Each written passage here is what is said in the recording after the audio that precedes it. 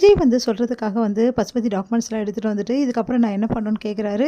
டாக்குமெண்ட்ஸ்லாம் எடுத்துகிட்டு போயிட்டு காவேரி வீட்டில் கொடு, நான் சொல்கிறபடி செய்ய அப்படின்னு சொல்கிறாங்க விஜய். அதன்படி வந்து பசுபதி வராரு. பசுபதி பார்த்து எல்லாருமே அதிர்ச்சி அடைகிறாங்க. என்ன மன்னிச்சுக்கோ தங்கச்சிம்மா, நான் பண்ணதெல்லாம் ரொம்ப பெரிய தப்பு, நான் தப்பாக உணர்ந்துட்டேன். அதனால் இந்த சொத்து எல்லாத்தையுமே வந்து உங்ககிட்ட ஒப்படைக்கிறேன், உன்னோட சொத்து உங்ககிட்ட ஒப்படைக்கிறேன், உன் வீட்டை ஒப்படைக்கிறேன் அப்படின்னு சொல்லிட்டு என்ன பண்ணுறாரு, நேராக டாக்குமெண்ட்ஸ் எல்லாமே கொடுக்குறாரு.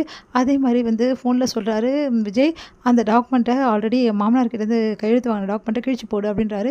அதன்படி வந்து அவங்க எதிரவே கிழிச்சு போடுறாங்க. இதுக்கப்புறம் இந்த வீடு உங்களுக்கு தான் சொந்தம், உங்கள் வீடு, இதுக்கப்புறம் நான் தலையிட மாட்டேன் அப்படின்னு சொல்கிறாங்க. உடனே காவேரி செமையாக டென்ஷன் ஆயிடுறாங்க. நீ என்ன பண்ண, என் எங்கள் அப்பா வந்து கஷ்டப்பட்டு வந்து வாங்கின வீட்டை வந்து நீ அபகரிக்க பார்த்தல, அது மட்டுமா பண்ண, நீ இவ்வளோ வேலை பண்ண அப்படின்னு சொல்லிட்டு பலார்னு அறவிடுறாங்க.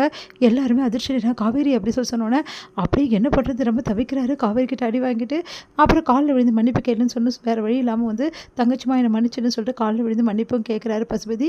பசுபதிக்கு அறையும் கொடுத்து மன்னிப்பும் பண்ண வச்சு அனுப்புகிறாங்க.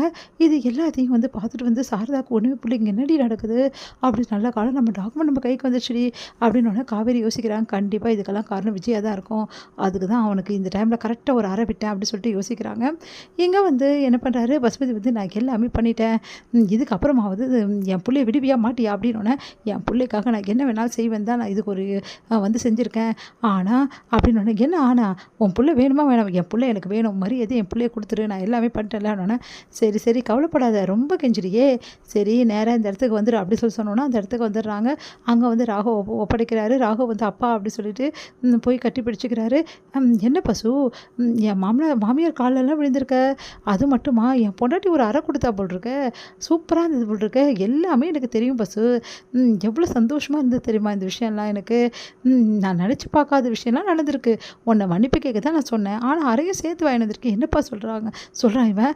அப்போது அந்த காவேரி உங்களை அடித்தாலாப்பா அப்படின்னோடனே, நீ அமைதியாக இருப்பா, ஏன்ப்பா இப்படி பண்ணீங்க, அவனுங்களை நான் பார்த்துருக்க மாட்டேன், நீங்கள் ஏன்ப்பா இப்படிலாம் அடி வாங்கினீங்க அப்படின்னோடனே, என்னப்பா நீ எங்களை நீ பார்த்துப்பியாப்பா அப்படின்னு சொல்லிட்டு சொல்கிறாங்க. இங்கே பாருங்கள், தேவையில்லாமல் என் பையன் பேச்சுக்கு வராதிங்க, அதான் நான் எல்லாத்தையும் சொல்லிட்டு பண்ணிட்டேன்ல, மரியாதையும் வேலையை பார்த்துட்டு போங்க.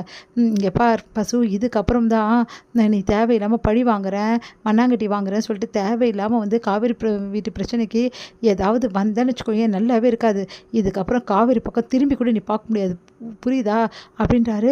அதை கேட்டு பசுபதி அப்படியே முறைக்கிற, என்ன பசு முறைக்கிற, இப்போ தெரியுதா நாங்களாம் யாருன்னு சொல்லிட்டு, நாங்களும் திருப்பி அடிப்போம், திருப்பி அடித்தா நீ தாங்க மாட்டேன், நீயே அடிச்சிட்ருக்கலாம்னு நினைக்கிறியா, நாங்கள் திருப்பி அடிக்க மாட்டோம்னு நினைக்கிறியா, திருப்பி அடித்தா எப்படி இருக்குன்னு இப்போ தெரியுதுல, கண்ணம் பழுத்துச்சுல, இதோட வந்து தேவையில்லாமல் வந்து பிரச்சனையை பெருசாக்காத, இதுக்கப்புறம் எங்கள் வழிக்கு நீ வரவே கூடாது, அப்படி வழிக்கு வந்து இதோட டபுள் மடங்காக நாங்கள் கொடுக்க வேண்டியது இருக்கும் உனக்கு அப்படின்னு சொல்கிறார் விஜய். அதை கேட்டு அப்படியே டென்ஷன் ஆகி, பார்த்துக்கிறேன்டா, நீங்கள் வந்து என் பையனை வச்சு தானே இதெல்லாம் பண்ணீங்க, விட மாட்டேன்டா, உங்களை யாரையும் விட மாட்டேன், எல்லாத்துக்கும் வச்சு உங்களுக்கு இருக்குடா அப்படி சொல்கிறாரு.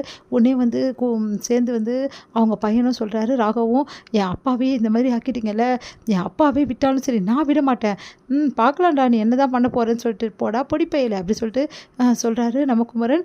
அடுத்து வந்து வாடா போகலாம் அப்படி சொல்லிட்டு 2 பேரும் கிளம்புறாங்க. இங்கே வந்து சந்தோஷம் தாங்க முடியல, வீட்டை மீட்டு கொடுத்துட்டோம் அத்தைக்கு அப்படி சொல்லிட்டு சந்தோஷமாக வந்து அப்படியே அடிச்சுக்கிறாங்க கையை. அதுக்கு வீட்டுக்கு போகிறாங்க. வீட்டுக்கு போனோன்னு வந்து இவங்க 3 பேரையும் பார்க்குறாங்க. இதுக்கெல்லாம் காரணம் நீங்கள் தானா, எவ்வளோ பெரிய விஷயம் பண்ணியிருக்கீங்கப்பா, எங்கள் வீட்டை எங்களுக்கு மீட்டு கொடுத்துட்டீங்களே, இதோட என்ன இருக்குது, என் பொண்ணுங்க எனக்கு மீட்டு கொடுப்பாங்கன்னு நினச்சேன், என் பொண்ணுங்களுக்கு பதில் என் மாப்பிள்ளைங்க வந்து மீட்டு கொடுத்துட்டீங்க, உண்மையிலே நீங்கள் வந்து மருமகன்களே கிடையாது, நீங்கள் மகன்கள் அப்படின்னு சொல்லிட்டு அப்படியே வந்து அவங்களோட கையெல்லாம் பிடிக்கிறாங்க. சாரதா உங்களுக்கு எவ்வளோ நன்றி சொன்னாலும் பத்தாதுன்னு சொல்லிட்டு அழறாங்க. அத்தை அழாதீங்க அத்தை அப்படின்னு சொல்லிட்டு 3 பேருமே வந்து அவங்கக்கிட்ட வந்து வராங்க. அத்தை ப்ளீஸ் அத்தை அழாதீங்க அத்தை, நீங்களும் எங்களுக்கு அம்மா தானே அத்தை, அம்மா மாதிரி நான் அம்மா தான் அப்படி சொல்லிட்டு குமரன் வந்து சொல்கிறாரு.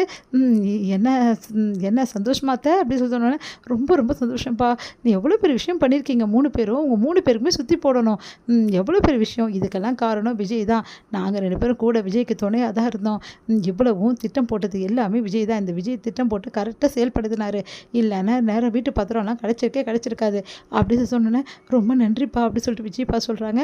விடுங்க அத்தை இதெல்லாம் அப்படின்னு. காவேரி என்ன சமாராக கொடுத்து போட்டிருக்கு அப்படின்னு சிரிக்கிறாங்க காவேரி.